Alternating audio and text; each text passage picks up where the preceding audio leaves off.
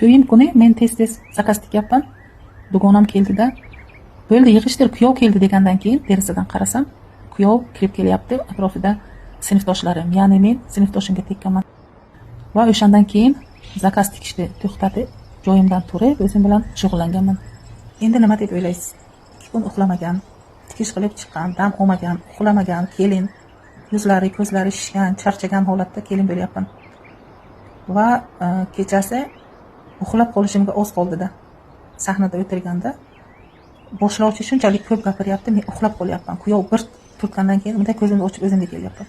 Shunchalik darajada klientlar uchun eng asosiy vaqtimda qurbon qilganman. Hozirda u klientlar kim edi bilmayman ham, tanimayman ham. Meni ular eslashmasa ham kerak.